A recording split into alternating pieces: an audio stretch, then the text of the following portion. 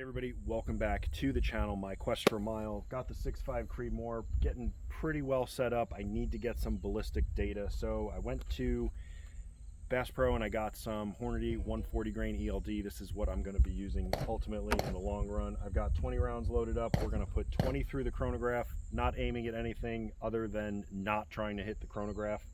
I'm going to have to switch strings on the chronograph because it only records 10 shots. I'm also going to record it here on paper. I've got all the weather conditions. It is 77 degrees, 89% humidity. The barometer is 29.94. We're at an altitude of virtually 0. And I'm using the suppressor.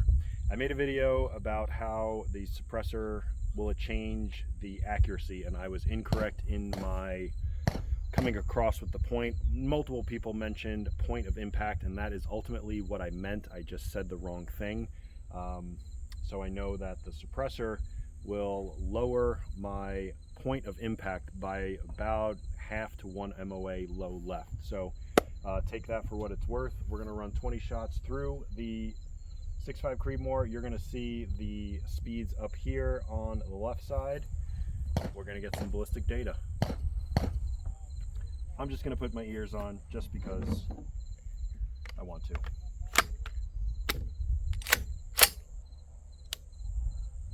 All right.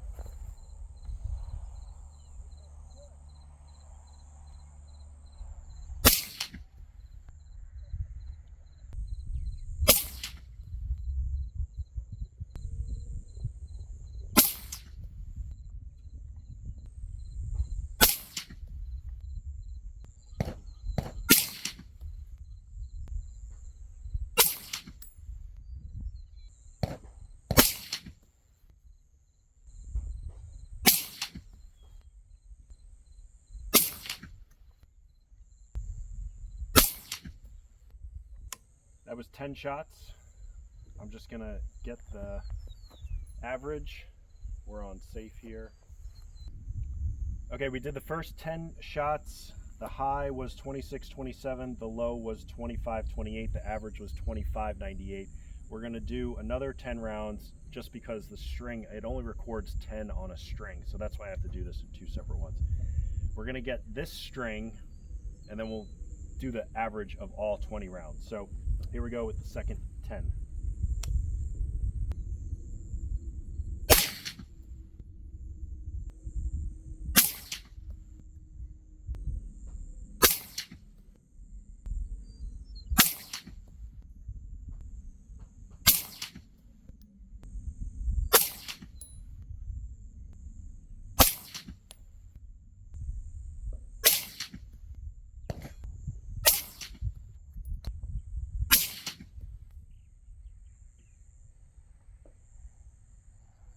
All right, safe. Out. Pull forward. All right, so 1 through 10, the high was 26.27, the low was 25.28, the average was 25.98. On the second 10, it was a high of 26.25, a low of 25.78, and an average of 26.03. So as far as I can tell, that one that was 25.28 was kind of like an outlier because the next lowest one was 25.75. So interesting numbers. What are we going to do with it? Well, we're going to take it back to the house and take it to the next step.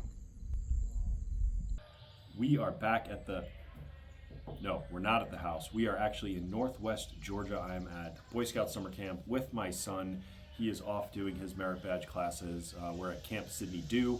Really nice facility, but I have a lot of downtime, something that I'm really not used to having. So I'm catching up with all the videos that I recorded 2.5 weeks ago. The Italy videos are done, except for one, the Coliseum. I forgot that stuff at home, that footage, so I'll probably come out with that one eventually. But we're getting back to the 2A content, the firearms content. And this one, as you are already watching, already know by the title and the 20 shots that I already took, dope chart. So what I did with that data is I took the weather data, which isn't super precise because I was just going based on the weather service data, just opening up the app or whatever, instead of a Kestrel, which gives me the wind and humidity and temperature and all that data right there of that moment. It is a portable weather meter. So what I did was I took the speeds and I plugged it into the Hornady ballistic calculator, and so that you can follow along, I will put it up here so you can see what my chart wound up looking like. So I plugged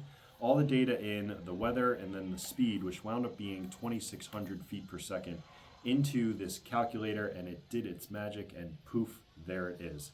So I did to 1,300 yards in increments of 100 yards. You can fine tune that.